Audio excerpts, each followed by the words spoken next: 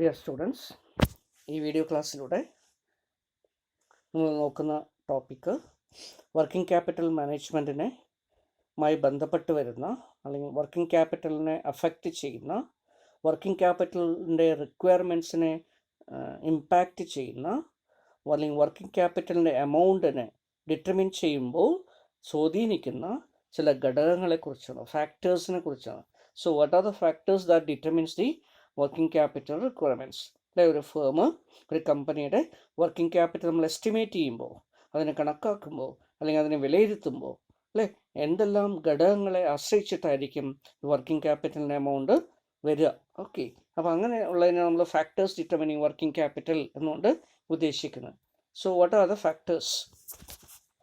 ഇപ്പോൾ കുറേയധികം ഫാക്ടേഴ്സിനെ ആശ്രയിച്ചുകൊണ്ടായിരിക്കും working capital വരുന്നത് അല്ലേ. ഓരോ ഫേമും ഡിഫറെൻ്റ് ആയിട്ടുള്ള നേച്ചറിലായിരിക്കും ഓപ്പറേറ്റ് ചെയ്യുക, ഡിഫറെൻ്റ് ആയിട്ടുള്ള സൈസിലായിരിക്കും ഓപ്പറേറ്റ് ചെയ്യുക, ഡിഫറെൻറ്റ് പ്രോഡക്റ്റ്സ് ആയിരിക്കും അവർ പ്രൊഡ്യൂസ് ചെയ്യുന്നത്. ഓരോ ഫേമും പ്രൊഡ്യൂസ് ചെയ്യുന്ന പ്രോഡക്ട്സിൻ്റെ സൈസിലും നേച്ചറിലും കോസ്റ്റിലും ഒക്കെ വ്യത്യാസം ഉണ്ടാവും അല്ലേ. അതുപോലെ തന്നെ ഓരോ ഫേമിൻ്റെയും ഓരോ ഇൻഡസ്ട്രിയുടെയും ഓപ്പറേറ്റിംഗ് സൈക്കിൾ കാലയളവ് അല്ലേ, ഒരു ക്യാഷ് വീണ്ടും ബിസിനസ് ഓപ്പറേഷൻ്റെ ഫലമായി വീണ്ടും ക്യാഷായിട്ട് തന്നെ കൺവേർട്ട് ചെയ്തെടുക്കുന്നതിന് വേണ്ടി വരുന്ന സമയം, ഓപ്പറേറ്റിംഗ് സൈക്കിൾ പീരീഡ് ഡിഫറെൻ്റ് ആയിരിക്കും. അങ്ങനെ പല തരത്തിലുള്ള കാരണങ്ങൾ കൊണ്ട് തന്നെ നമ്മൾ ഒരു കമ്പനി എടുത്ത് വേറൊരു കമ്പനിയായിട്ട് കമ്പയർ ചെയ്യുമ്പോൾ രണ്ടിലും ചിലപ്പോൾ വർക്കിംഗ് ക്യാപിറ്റലിൻ്റെ റിക്വയർമെൻറ്റ് എന്തായിരിക്കും, വ്യത്യാസമായിട്ടായിരിക്കും കാണാം. ഒരെണ്ണത്തിലും കൂടുതൽ വേണ്ടി വരും, ചിലപ്പോൾ ഒരെണ്ണത്തിനും കുറച്ച് മതിയാവും. അപ്പോൾ അതുകൊണ്ട് തന്നെ എന്തെല്ലാം ഘടകങ്ങളെ ആശ്രയിച്ചിട്ടാണ് ഈ വർക്കിംഗ് ക്യാപിറ്റൽ റിക്വയർമെൻറ്റ് നിശ്ചയിക്കപ്പെടുന്നതെന്ന് നോക്കാം. So number 1, nature or characteristics of business. അല്ലേ, ഒരു ബിസിനസ്സിൻ്റെ നേച്ചർ അല്ലെങ്കിൽ ക്യാരക്ടറിസ്റ്റിക്സ് ഒരു പ്രധാനപ്പെട്ട ഘടകമാണ് അല്ലേ. ബിസിനസ് എങ്ങനെയൊക്കെ ഉണ്ടാവാം? സോ നേച്ചർ ഓഫ് ബിസിനസ് എന്തൊക്കെയായിട്ട് വരുന്നു?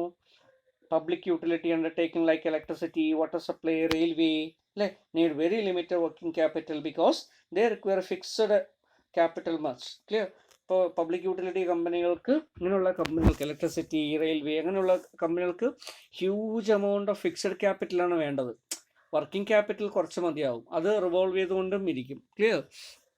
പക്ഷേ അതിനേക്കാളും എത്രയോ മടങ്ങ് കൂടുതൽ എന്ത് വേണം? ഫിക്സഡ് ക്യാപിറ്റൽ റിക്വയർമെൻറ്റ് ഉണ്ടാവും. Okay, then because they offer cash sales only and supply services, clear, not products, and so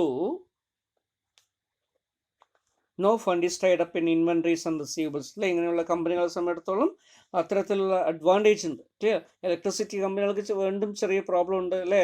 ഒരു മാസം വരെയോ അല്ലെങ്കിൽ 1.5 മാസം വരെയോ അല്ലേ സപ്ലൈ യൂണിറ്റ് ഒക്കെ പ്രൊഡ്യൂസ് ചെയ്ത് വിറ്റിട്ടാണ് പിന്നീടാണ് അതിൻ്റെ എമൗണ്ട് കളക്ട് ചെയ്യുക. അപ്പോൾ അതിൻ്റെ ചെറിയൊരു വ്യത്യാസം ഉണ്ടാവും. അതർവൈസ് അല്ലേ, മിക്കവാറും യൂട്ടിലിറ്റികൾ എന്തായിരിക്കും, സർവീസ് ചെയ്യുന്ന യൂണിറ്റുകളൊക്കെ എന്താ ചെയ്യുക, അവർ സർവീസ് പ്രൊവൈഡ് ചെയ്യുന്നു, അതിൻ്റെ പൈസ വാങ്ങിക്കുന്നു അല്ലേ. അപ്പോൾ അവിടെ ഇൻവെൻറ്ററിയുടെ കോസ്റ്റ് ഉണ്ടാവില്ല. ക്ലിയർ? അതുപോലെ തന്നെ റിസീവബിൾസിൻ്റെ കോസ്റ്റ് ഉണ്ടാവില്ല. Okay, so on the other hand trading concerns ഒക്കെ നമ്മൾ നോക്കുകയാണെങ്കിൽ അവിടെ എന്ത് ചെയ്യുന്നു, അവർക്ക് കൂടുതലും ക്രെഡിറ്റിനായിരിക്കും സാധനം വിൽക്കുക. അപ്പോൾ ക്രെഡിറ്റിന് വിൽക്കുമ്പോൾ എന്ത് ചെയ്യും, കൂടുതൽ ഇൻവെൻട്രി സ്റ്റോക്ക് ചെയ്യണം. അതുപോലെ തന്നെ ഇൻവെൻട്രി കോസ്റ്റ് ടൈഡ് അപ്പ് ചെയ്യും. ഇപ്പോൾ കറണ്ട് അസറ്റ്സിൽ കൂടുതൽ ഇൻവെൻട്രി ഉണ്ടാവും, സ്റ്റോക്ക് ഉണ്ടാവും. സ്റ്റോക്ക് ഓഫ് ഫിനിഷ്ഡ് ഗുഡ്സ് ആണെങ്കിൽ ശരി, മറ്റുള്ള തരത്തിലാണെങ്കിൽ അല്ലേ. അതുപോലെ റിസീവബിൾസും കൂടുതലുണ്ടാവും. അപ്പോൾ ഇതിന് രണ്ടിൻ്റെയും പൈസ നമുക്ക് ടൈഡ് അപ്പ് ചെയ്യുക അല്ലെങ്കിൽ ലോക്കപ്പ് ആയിട്ട് കിടക്കേണ്ടി വരും. ക്ലിയർ? ഇങ്ങനെ ലോക്ക്ഡ് ആയിട്ട് കിടക്കുന്ന പൈസ കൂടുന്നതുകൊണ്ട് വർക്കിംഗ് ക്യാപിറ്റൽ അവിടെ കൂടുതലായിരിക്കും. Clear? So large amount of working capital is required in that case. Then again, in the case of a manufacturing concern, ഒരു മാനുഫാക്ചറിങ് കൺസേൺ എടുത്ത് നോക്കുക, അവിടെ വർക്കിംഗ് ക്യാപിറ്റൽ റിക്വയർമെൻറ്റ് വളരെ കൂടുതലായിരിക്കും. എന്താ കാരണം? മാനുഫാക്ചറിങ് കൺസേൺ ആകുമ്പോൾ റോ മെറ്റീരിയൽ വാങ്ങിക്കണം, റോ മെറ്റീരിയലിനെ കൺവേർട്ട് ചെയ്യണം, ഫിനിഷ്ഡ് ഗുഡ്സ് ആക്കണം, ലേബറിനെ അപ്പോയിൻറ്റ് ചെയ്യണം, ലേബറിന് അല്ലേ കൺവേർഷന് വേണ്ടിയിട്ടുള്ള പൈസ കൊടുക്കണം, എക്സ്പെൻസസ് ഓവർ ഹെഡ്സ് എല്ലാം വരും. അതുപോലെ തന്നെ depreciation, plant, machinery, maintenance, repairs, ഇങ്ങനെ കുറേയധികം ചിലവുകൾ അവിടെ വരുന്നുണ്ട്. അപ്പോൾ വർക്കിംഗ് ക്യാപിറ്റൽ ഇതൊക്കെ ഡേ ടു ഡേ ആയതുകൊണ്ട് എന്ത് ചെയ്യുന്നു, വർക്കിംഗ് ക്യാപിറ്റൽ വരുന്നു. ഇതിൽ ഡിപ്രീസിയേഷൻ മാത്രമേ നോൺ ക്യാഷ് വരുന്നുള്ളൂ, ബാക്കിയൊക്കെ ക്യാഷ് കൊടുക്കേണ്ട കാര്യങ്ങളാണ്. ക്ലിയർ? പക്ഷേ ഒരു ട്രേഡിംഗ് കൺസേണിനെ സംബന്ധിച്ച് നോക്കുകയാണെങ്കിൽ വർക്കിംഗ് ക്യാപിറ്റലിൽ അവിടെ അല്ലേ എന്തായിരിക്കും, നേച്ചുറൽ വ്യത്യാസം വരും. എന്താ കാരണം? മാനുഫാക്ചറിങ് കൺസേൺസിൽ ഇതിന് പുറമെ ഫിക്സഡ് ക്യാപിറ്റൽ ഇൻവെസ്റ്റ്മെൻറ്റ് വളരെ കൂടുതലായിരിക്കും. പക്ഷെ ഒരു ട്രെയിനിങ് കൺസേൺസിൽ അല്ലേ അവർക്ക് അത്രത്തോളം ഫിക്സഡ് ക്യാപിറ്റൽ വേണ്ടി വരില്ല. വർക്കിംഗ് ക്യാപിറ്റൽ മാത്രം കുറച്ച് കണ്ടെത്തിയാൽ മതിയാവും. മാത്രമല്ല അവിടെ ഫിനിഷ്ഡ് ഗുഡ്സിൻ്റെ സ്റ്റോക്ക് മാത്രമേ ഉണ്ടാവുള്ളൂ. വർക്കിംഗ് പ്രോഗ്രസ്, റോ മെറ്റീരിയൽ അതൊന്നും ഉണ്ടാവില്ല. അപ്പോൾ അതിനനുസരിച്ച് ഇൻവെൻറ്ററിയുടെ വാല്യൂ കുറയും. ക്ലിയർ? ഈ രീതിയിൽ ട്രേഡിങ്, മാനുഫാക്ചറിങ് റിലേറ്റഡ് ആയിട്ടുള്ള വ്യത്യാസം ഉണ്ടാവും അല്ലേ. അതുപോലെ തന്നെ സർവീസ് പ്രൊവൈഡ് ചെയ്യുന്ന ഇൻഡസ്ട്രിയും മാനുഫാക്ചറിങ് ചെയ്യുന്ന ഇൻഡസ്ട്രിയും തമ്മിൽ വ്യത്യാസമുണ്ട്. ഓക്കെ ഓക്കെ അപ്പോൾ ഇതൊക്കെ നേച്ചർ ആൻഡ് ക്യാരക്ടറിസ്റ്റിക്സ് ഓഫ് ബിസിനസ്സിനെ ഡിപ്പെൻഡ് ചെയ്യുന്നു വർക്കിംഗ് ക്യാപിറ്റൽ എന്ന് കാണിക്കുന്നതിന് വേണ്ടി പറഞ്ഞതാണ്. The next one is size of business or scale of operation അല്ലേ. ഒരു ബിസിനസ് ഓപ്പറേറ്റ് ചെയ്യുന്ന ഏത് സൈസിലാണ്, ഏത് സ്കെയിലാണ് അല്ലേ. സ്മോൾ സ്കെയിൽ ആയിട്ടാണോ, അല്ലെങ്കിൽ മീഡിയം സ്കെയിൽ ആയിട്ടാണോ, ലാർജ് സ്കെയിൽ ആയിട്ടാണോ. ക്ലിയർ? അപ്പം അങ്ങനെയൊക്കെ വരുന്നത്. സ്മോൾ സ്കെയിൽ ആകുമ്പോൾ വളരെ കുറച്ച് വർക്കിംഗ് ക്യാപിറ്റൽ മതിയാവും. ലാർജ് സ്കെയിൽ എൻ്റർപ്രൈസ് ആകുമ്പോൾ വലിയ തരത്തിലുള്ള വർക്കിംഗ് ക്യാപിറ്റൽ റിക്വയർമെൻറ്റ് വേണ്ടി വരും. മീഡിയം സ്കെയിൽ ആകുമ്പോൾ ഇൻ്റർമീഡിയറ്റ് ആയിട്ടുള്ള ഇതിൻ്റെ അല്ലേ ഇടയിലുള്ളത് കൊണ്ട് അതിനനുസരിച്ച് റിക്വയർമെൻറ്റ് കുറയും. ഓക്കെ അപ്പോൾ ആ രീതിയിൽ സൈസ് ഓഫ് ദി ബിസിനസ് അല്ലെ, scale of its operation. Large scale operate ചെയ്യുന്ന ഫേമുകൾക്ക് large amount of working capital ആവശ്യം വേണ്ടി വരും. സ്മോൾ സ്കെയിൽ ഓപ്പറേറ്റ് ചെയ്യുന്ന ബിസിനസ്സുകൾക്ക് small amount of working capital മതിയാവും. ക്ലിയർ? അപ്പോൾ ഇത് എന്താണ് കാണിക്കുന്നത്? സൈസ് ഓഫ് ബിസിനസ് അനുസരിച്ച് വർക്കിംഗ് ക്യാപിറ്റലിൽ വ്യത്യാസം വരാം. Okay the next one is production policy. So on the base of production policy working ക്യാപിറ്റലിൽ വ്യത്യാസം വരാം അല്ലേ. എന്താ പ്രൊഡക്ഷൻ പോളിസി കൊണ്ട് മീൻ ചെയ്യുന്നത്? In certain industries the demand is subject to wide fluctuation due to seasonal variation. Clear? The requirements of working capital in such cases depends upon the production policy. So the production could not be kept either steady by accumulating inventories during the slack period with a view to meet high demand during the peak season, or production could be curtailed during the slack season and increased during the peak season. So if the policy is to keep production steady, then accumulation of inventory will require a higher amount of working capital. അല്ലേ? ഇപ്പോൾ ഒരു കമ്പനിയുടെ production policy എന്താണോ അതിനനുസരിച്ച് എന്ത് വരാം? വ്യത്യാസം വരാം അല്ലേ. ചില കമ്പനികൾ റെഗുലറായിട്ട് പ്രൊഡക്ഷൻ ചെയ്യുന്നതായിരിക്കും, ചില കമ്പനി സീസണിൽ മാത്രം പ്രൊഡ്യൂസ് ചെയ്യുന്നതായിരിക്കും. ക്ലിയർ? ഇപ്പം ചില പ്രോഡക്റ്റുകളുടെ ആവശ്യകത സീസണിൽ മാത്രമായിരിക്കും വേണ്ടി വരിക. അങ്ങനെയുള്ള പ്രോഡക്റ്റുകൾ എന്ത് ചെയ്യേണ്ടി വരും? ഒന്നുകിൽ through out the year, slack period എന്ന് പറയുമ്പോൾ അത്ര ഡിമാൻഡ് ഇല്ലാത്ത സമയം, പീക്ക് പീരീഡ് എന്ന് പറയുന്നത് ഡിമാൻഡ് വളരെ കൂടുതലായിരിക്കുന്ന സമയം. ക്ലിയർ? ഇപ്പോൾ പീക്ക് പീരീഡിൽ ആവശ്യമായിട്ടുള്ള ഡിമാൻഡിനെ മീറ്റ് ചെയ്യാൻ വേണ്ടി സ്ലാക്ക് പീരീഡിൽ നമ്മൾ എന്ത് ചെയ്യുന്നു? പ്രൊഡക്ഷൻ ചെയ്ത് സ്റ്റോർ ചെയ്ത് വെക്കുന്നു വിചാരിക്കുക. അപ്പോൾ നമ്മൾ എന്ത് ചെയ്യണം? ഇൻവെൻട്രീസ് കണ്ടിന്യൂസ് ആയിട്ട് വാങ്ങിച്ച് സ്റ്റോർ ചെയ്ത് വെക്കണം അല്ലേ. ഇപ്പോൾ സ്ലാക്ക് പീരീഡിലുള്ള ഇൻവെൻട്രി ഒന്നും വിൽക്കില്ല, അതങ്ങനെ സ്റ്റോക്കിൽ കിടക്കും. റോ മെറ്റീരിയൽ വാങ്ങിക്കും, കൺവേർട്ട് ചെയ്യും, ഫിനിഷ്ഡ് ഗുഡ്സ് ആക്കി സ്റ്റോറിൽ വെക്കും. ക്ലിയർ? അപ്പോൾ അത്രയും പീരീഡ് വരെയുള്ള ഇൻവെൻട്രിയുടെ വാല്യൂ എന്ത് ചെയ്യും? നമുക്ക് ലോക്ക്ഡപ്പ് ആയിട്ട് കിടക്കും. ക്ലിയർ? അപ്പോൾ വർക്കിംഗ് ക്യാപിറ്റൽ അതിനനുസരിച്ച് കണ്ടെത്തേണ്ടി വരും. ഓക്കെ അതല്ല, എപ്പോഴാണോ ഡിമാൻഡ് വരുന്നത് ആ സമയത്താണ് ഇത് ഓപ്പറേറ്റ് ചെയ്യുന്നതെങ്കിൽ അപ്പം എന്ത് ചെയ്യേണ്ടി വരും? ഇൻവെൻട്രിയുടെ എമൗണ്ട് കുറയും അല്ലേ.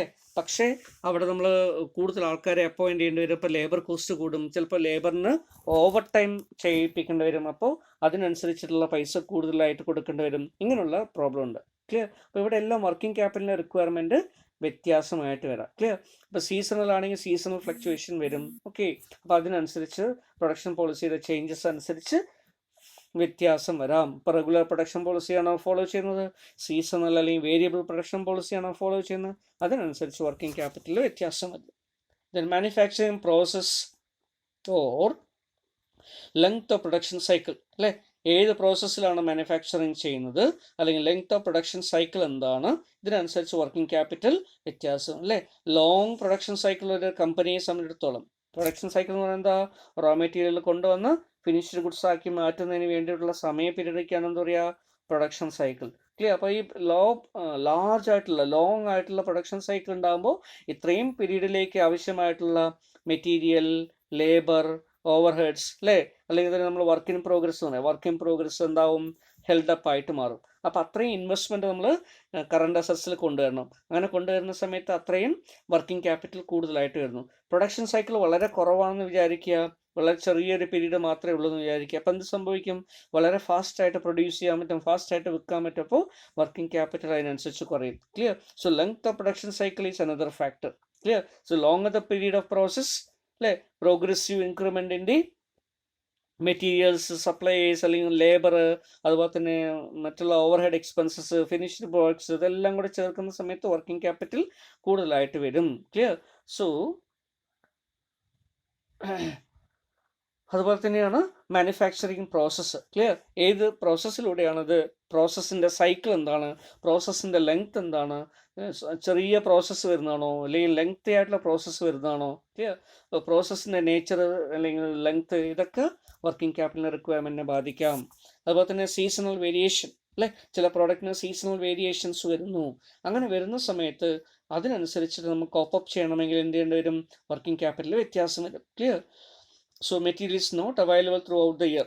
ചില സമയത്ത്, അല്ലേ, ഇപ്പോൾ നമുക്ക് അപ്പോൾ മെറ്റീരിയൽ കിട്ടുന്ന സമയത്ത് എന്ത് ചെയ്യേണ്ടി വരും? ബൾക്കായിട്ട് വാങ്ങിക്കണം. ബാക്കിയുള്ള സമയത്ത് അത് കിട്ടൂല. അപ്പോൾ കിട്ടുന്ന സമയത്ത് വാങ്ങിക്കാനേ പറ്റൂ. അങ്ങനെ വാങ്ങിക്കുന്ന മെറ്റീരിയൽസ് എന്ത് ചെയ്യും? റോ മെറ്റീരിയൽ എന്ത് ചെയ്യും?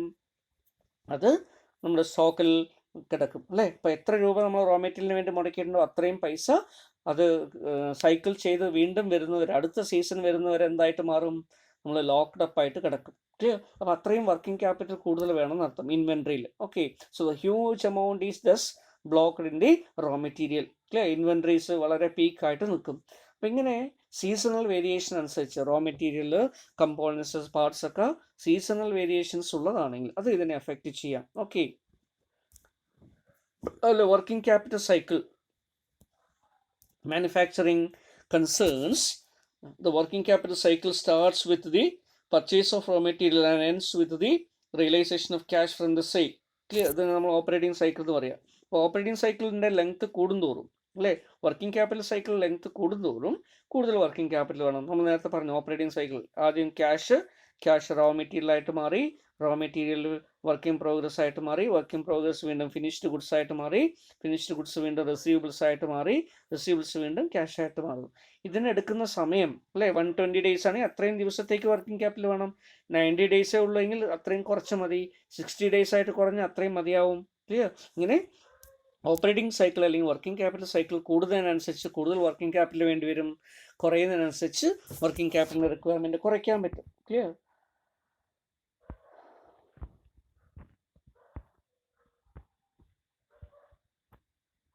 സോ ഓപ്പറേറ്റിംഗ് സൈക്കിളിൻ്റെ ഒരു ഡയഗ്രമാറ്റിക് റെപ്രസെൻറ്റേഷനാണ് ഇവിടെ കൊടുത്തിരിക്കുന്നത്. ക്ലിയർ? അപ്പോൾ ഇത് ക്യാഷ് നമ്മൾ എന്ത് ചെയ്തു? റോ മെറ്റീരിയലായിട്ട് മാറ്റി, raw material work in progress ആയിട്ട് മാറി, work in progress finished goods ആയിട്ട് മാറി, ഫിനിഷ്ഡ് ഗുഡ്സ് വീണ്ടും ഡെറ്റേഴ്സ് അല്ലെങ്കിൽ റിസീവബിൾസ് ആയിട്ട് മാറി, റിസീവബിൾസ് വീണ്ടും എന്ത് ചെയ്യുന്നു? ക്യാഷ് ആയിട്ട് മാറുന്നു. ഇങ്ങനെ വേണ്ടി വരുന്ന ലെങ്ത്തിനെയാണ് വർക്കിംഗ് ക്യാപിറ്റൽ സൈക്കിൾ അല്ലെങ്കിൽ ഓപ്പറേറ്റിംഗ് സൈക്കിൾ എന്നൊക്കെ നമ്മൾ നേരത്തെ പറഞ്ഞത്. Clear? The next one is rate of stock turnover, stock velocity എന്ന് പറയും. ക്ലിയർ? എത്ര സമയം കൊണ്ട് സ്റ്റോക്ക് ടേൺ ഓവർ ചെയ്യുന്നു എന്നുള്ളതിനെ നമ്മൾ പറയുന്ന പേരാണ് സ്റ്റോക്ക് ടേൺ ഓവർ റേഷ്യോ അല്ലെങ്കിൽ സ്റ്റോക്ക് ടേൺ ഓവർ അല്ലെങ്കിൽ സ്റ്റോക്ക് വെലോസിറ്റി. ക്ലിയർ? അപ്പോൾ ഈ സ്റ്റോക്ക് വെലോസിറ്റി ഒക്കെ അനുസരിച്ചുകൊണ്ട് സ്റ്റോക്ക് വെലോസിറ്റി വളരെ കൂടുതലാണെങ്കിൽ കൂടുതൽ സമയം എന്ത് ചെയ്യുന്നു? അല്ലേ, നമ്മൾ സ്റ്റോക്കിൻ്റെ നേച്ചറിൽ വ്യത്യാസം വരും.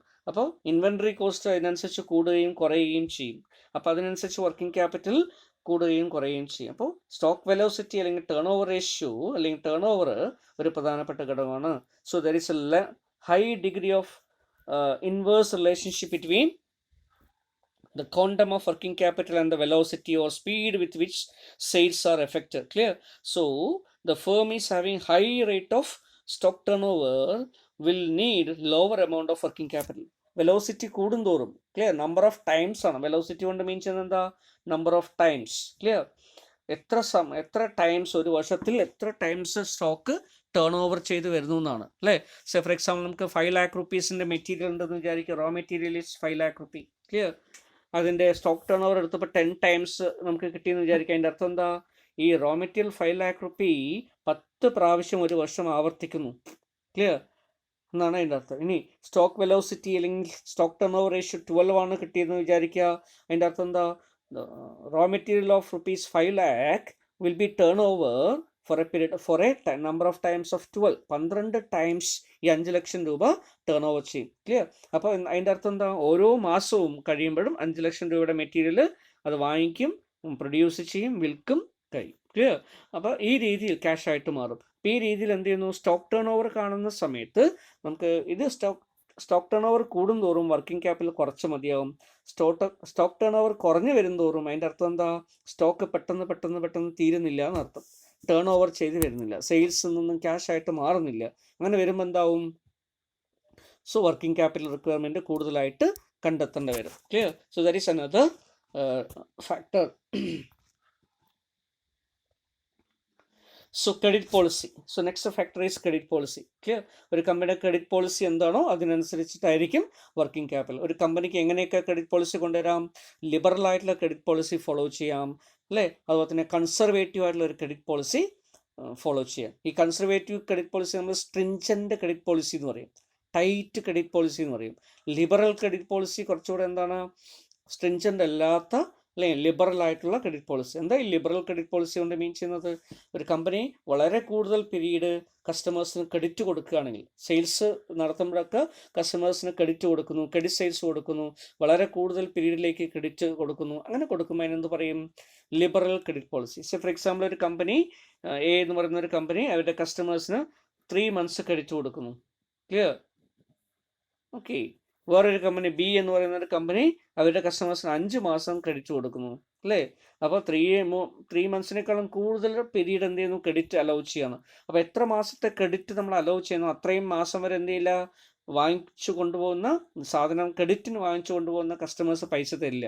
അപ്പോൾ അത്രയും മാസത്തെ പൈസ നമ്മൾ എന്ത് ചെയ്യേണ്ടി വരും, കണ്ടെത്തേണ്ടി വരും. ക്ലിയർ? അപ്പോൾ ക്രെഡിറ്റ് പോളിസി ലിബറൽ ആവും തോറും എന്താവും, അതിൻ്റെ വർക്കിംഗ് ക്യാപിറ്റലിൻ്റെ എമൗണ്ട് കൂടുതൽ നമ്മൾ കണ്ടെത്തേണ്ടി വരും, അല്ലേ? 5 മാസമാണെങ്കിൽ 5 മാസത്തേക്കുള്ള പൈസ നമ്മൾ കണ്ടെത്തേണ്ടി വരും, 3 മാസമാണെങ്കിൽ 3 മാസത്തിൻ്റെ കണ്ടെത്തേണ്ടി വരും. ഇനിയിപ്പോൾ വേറൊരു കമ്പനി പി അത് 1 മാസം വരെ ക്രെഡിറ്റ് കൊടുക്കുന്നു. അതിൻ്റെ അർത്ഥം എന്താ, 1 മാസത്തിനുള്ളിൽ നമ്മൾ കൊടുത്തിരിക്കുന്ന മുഴുവൻ ക്രെഡിറ്റ് സൈസും ക്യാഷായിട്ട് മാറും. അപ്പോൾ നമുക്ക് വർക്കിംഗ് ക്യാപിറ്റലിൻ്റെ എമൗണ്ട് വളരെ കുറച്ച് മതിയാവും. ക്ലിയർ? അപ്പോൾ ക്രെഡിറ്റ് പോളിസി ലിബറൽ അല്ല, ടൈറ്റായിട്ട് മാറും തോറും, സ്ട്രിഞ്ചൻ്റ് ആയിട്ട് മാറും തോറും, കൺസർവേറ്റീവ് ആയിട്ട് മാറും തോറും വർക്കിംഗ് ക്യാപിറ്റൽ കുറഞ്ഞു വരും, അല്ലേ? കുറഞ്ഞ് മതിയാവും. അതെല്ലാം ലിബറലായിട്ട് മാറും തോറും വർക്കിംഗ് ക്യാപിറ്റൽ കൂടുതലായിട്ട് വേണ്ടി വരും. Okay. So next is business cycle, അല്ലേ? ഒരു കമ്പനിയുടെ ബിസിനസ് സൈക്കിൾ എന്താ, ബിസിനസ് സൈക്കിളിൻ്റെ പ്രത്യേകത, അത് കമ്പനി സ്പെസിഫിക് അല്ല, എക്കണോമിക് സ്പെസിഫിക് ആണ്, അല്ലേ? നമുക്കറിയാം എന്താ ബിസിനസ് സൈക്കിൾ എന്നല്ലേ, economic trade cycle, economic cycle, business cycle എന്നൊക്കെ നിങ്ങൾ നേരത്തെ പഠിച്ചിട്ടുണ്ട്, അല്ലേ? സാധാരണ നമ്മുടെ എക്കണോമിയിൽ ഇങ്ങനെ ഒരു സൈക്കിൾ എപ്പോഴും കാണപ്പെടാറുണ്ട്, അല്ലേ? ഒരു സൈക്ലിക്കലായിട്ടുള്ള ഒരു നേച്ചർ കാണപ്പെടാറുണ്ട്. എങ്ങനെയൊക്കെയാണത്, ബൂം പീരീഡ് ഉണ്ടാവും, അല്ലേ? ബൂമിന് ശേഷം എന്ത് ചെയ്യും, ഒരു റെസിഷൻ പീരീഡ് വരാം. ക്ലിയർ? ആ റെസിഷൻ വീണ്ടും മാറിയിട്ട് എന്ത് ചെയ്യുന്നു, ഡിപ്രഷൻ പീരീഡിലേക്ക് മാറാം. ഡിപ്രഷൻ വീണ്ടും എന്ത് ചെയ്യുന്നു, ഒരു റിക്കവറി പീരീഡിലേക്ക് മാറാം. റിക്കവറി വീണ്ടും എന്തായിട്ട് മാറും, ബൂമായിട്ട് മാറാം, അല്ലേ? അതിൻ്റെ ഇടയിൽ ഒരു ഫുൾ എംപ്ലോയ്മെൻറ്റ് സ്റ്റേജ് കൂടെ ഉണ്ട് കേട്ടോ. പക്ഷെ എങ്കിലും ഈ രീതിയിൽ ബൂമ്,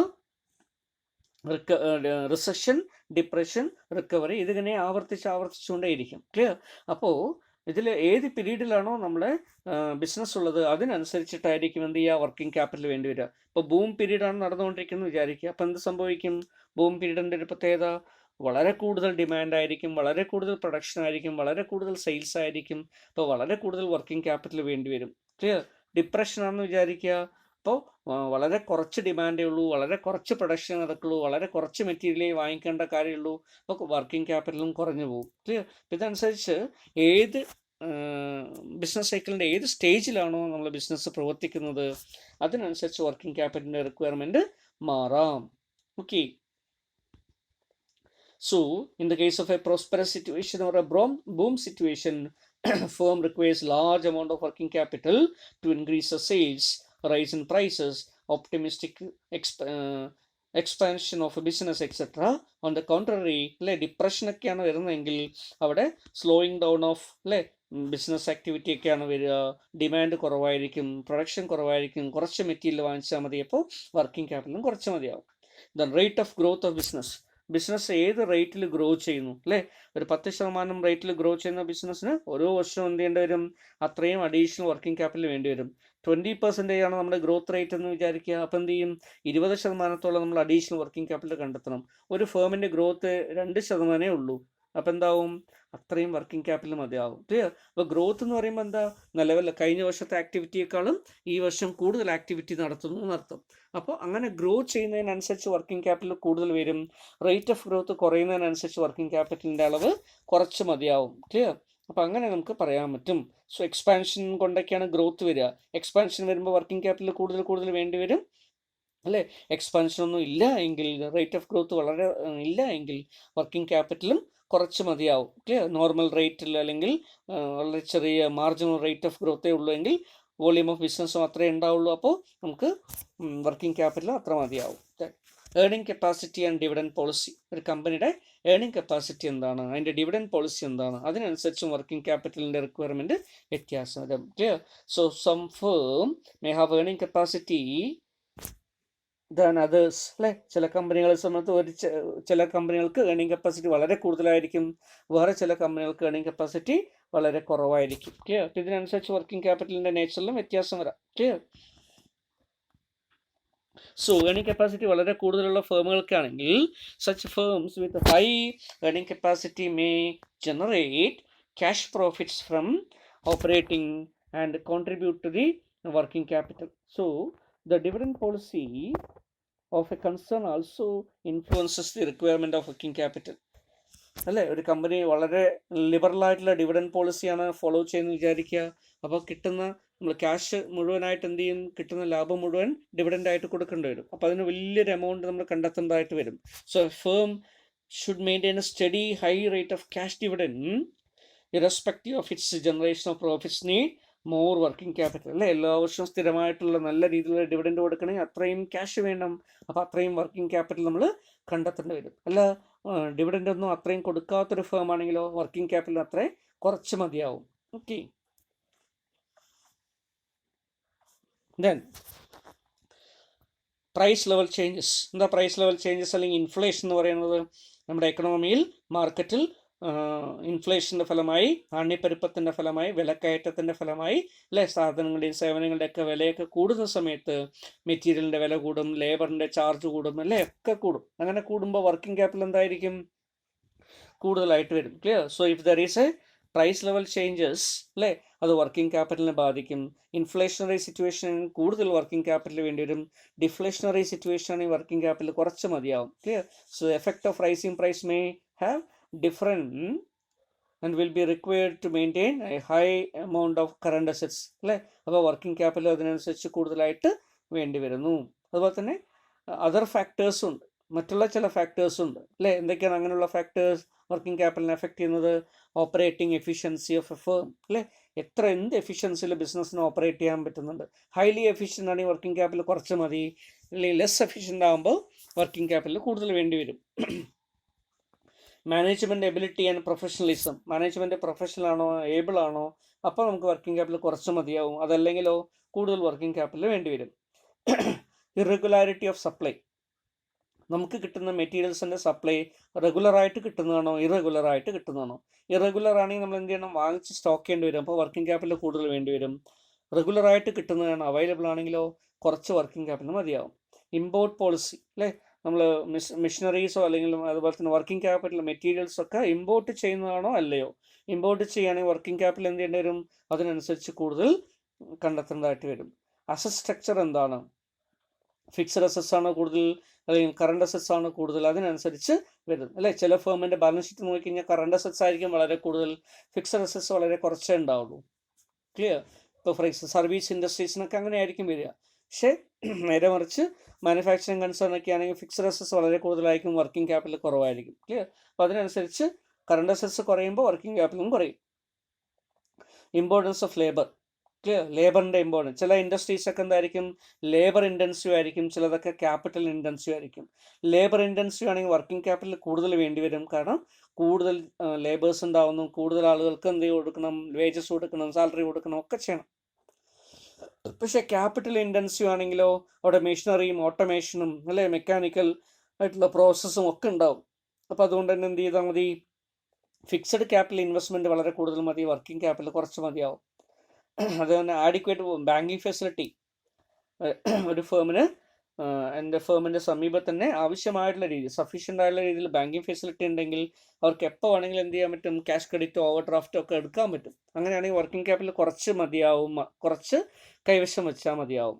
ആവശ്യമുള്ള സമയത്ത് ഓവർ ഡ്രാഫ്റ്റ് എടുക്കാം. പക്ഷെ മതിയായിട്ടുള്ള ബാങ്കിങ് ഫെസിലിറ്റിയോ സൗകര്യമൊന്നും ഇല്ലാത്ത കമ്പനികളാണെങ്കിൽ എന്ത് സംഭവിക്കും, അവിടെ അല്ലേ ഒരു കുറേ പീരീഡിലേക്ക്, കുറേ ദിവസത്തേക്ക് ആവശ്യമായിട്ടുള്ള ക്യാഷ് എന്ത് ചെയ്യേണ്ടി വരും, നമ്മൾ റിസർവ് ആക്കി തന്നെ കൈവശം വെക്കേണ്ടി വരും. അപ്പോൾ അത് വർക്കിംഗ് ക്യാപിറ്റൽ വളരെ കൂടുതലായിട്ട് മാറും. ഇങ്ങനെ കുറേയധികം ഫാക്ടേഴ്സ് എന്തിനെ ബാധിക്കാനുണ്ട്, വർക്കിംഗ് ക്യാപിറ്റലിൻ്റെ റിക്വയർമെൻറ്റിനെ ബാധിക്കുന്നുണ്ട്. ക്ലിയർ? അതുപോലെ ടെക്നോളജി ഓറിയൻറ്റ് ചെയ്തിട്ടുള്ള ബിസിനസ് ഉണ്ടാവാം, ലേറ്റസ്റ്റ് ടെക്നോളജി അഡോപ്റ്റ് ചെയ്തിട്ടുള്ള ബിസിനസ് ഉണ്ടാവാം, ഓൾഡ് ടെക്നോളജി അഡോപ്റ്റ് ചെയ്തിട്ടുള്ള ബിസിനസ് ഉണ്ടാവും. ലേറ്റസ്റ്റ് ടെക്നോളജി അഡോപ്റ്റ് ചെയ്തിട്ടുള്ള ബിസിനസ് ആണെങ്കിൽ വർക്കിംഗ് ക്യാപിറ്റൽ കുറച്ച് മതിയാവും. ഓൾഡ് ടെക്നോളജി ആകുമ്പോൾ വർക്കിംഗ് ക്യാപിറ്റൽ കൂടുതൽ വേണ്ടി വരും. ക്ലിയർ? ഇങ്ങനെ പലതരത്തിലുള്ള ഫാക്ടേഴ്സിൻ്റെ അടിസ്ഥാനത്തിലും എന്ത് ചെയ്യുന്നു, വർക്കിംഗ് ക്യാപിറ്റൽ റിക്വയർമെൻറ്റ് വ്യത്യാസം വരുന്നു എന്ന് നമുക്ക് കാണാൻ പറ്റും. Okay, so these are all the factors determining working capital.